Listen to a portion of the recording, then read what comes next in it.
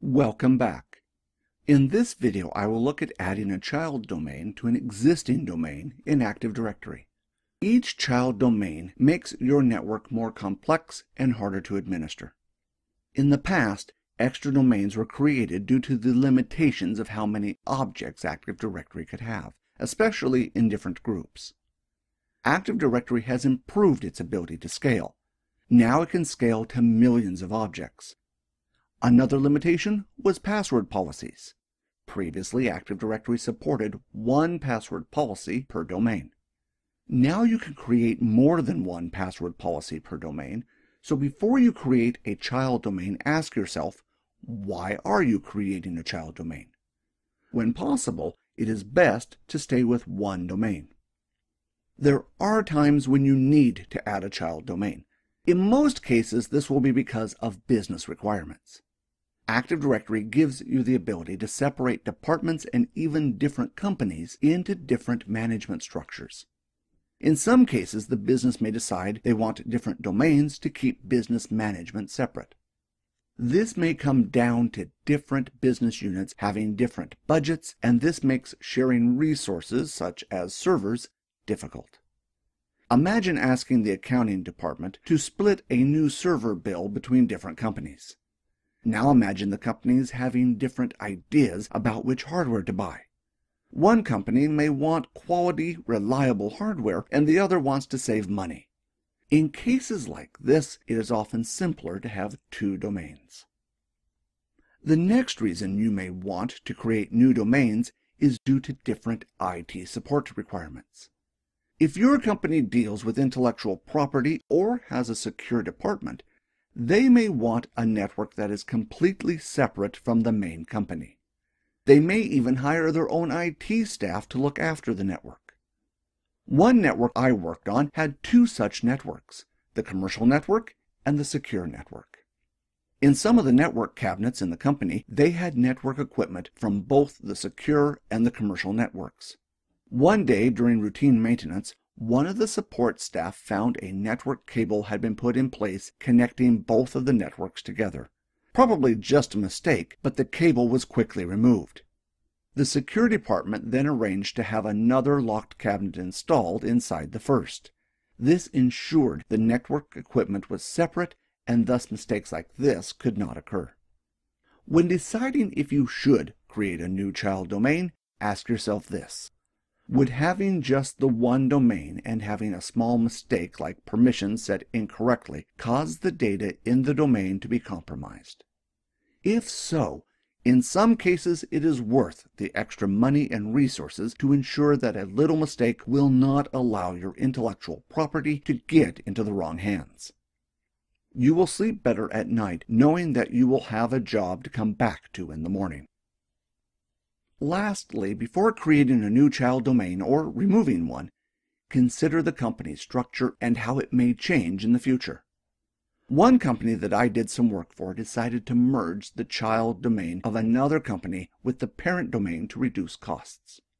The company paid the other company a fee each year to manage the IT infrastructure. Once the two domains were merged into one domain, the second company decided to outsource their IT support. The change in the support agreement meant the two companies had to be separated into two domains again. If you want to save yourself some work in the future, consider the company's current structure and how it may change before starting the work. In this video, I will look at adding a child domain to IT-free training. Currently, this is a single forest with a single domain. In this case, I will add a second domain called East IT-free training. This will be a new child domain in the same forest. Since it shares the same namespace with IT-free training, it is considered to be in the same tree as IT-free training. I will now switch to my Windows server to demonstrate how to add the East child domain to the forest. Just like I did when I added my first domain controller, I need to run the command dcpromo from the Start menu. Once I skip past the welcome and information screens, I can choose if I am adding this domain controller to an existing forest or a new forest. In this case, I will select the top option since I'm creating a child domain. If I were adding another domain controller to an existing domain, I could select the next option, Add a domain controller to an existing domain. Since I want to add a new child domain, I will select the next option, Create a new domain in an existing forest. On the next screen, I need to enter in a username and password that has enough access to add child domains. This will need to be someone in the Enterprise Administrators group. Usually they will be found in the root domain, in this case, itfreetraining.local. If, however, they are located in a different domain, including a child domain, I can enter in the domain name here. At the bottom of the screen, I will press the Set button to enter in the username and password of the user that is in the Enterprise Administrators group. Then I will press Next. Windows will now ask for the parent domain of the new child domain. In this case, the root domain will be itfreetraining.local. Under this, I need to enter in the name of the domain itself, in this case, East.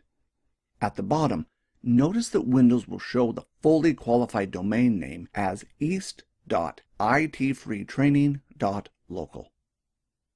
When I press Next, Windows will contact the domain naming master to ensure the domain name can be added.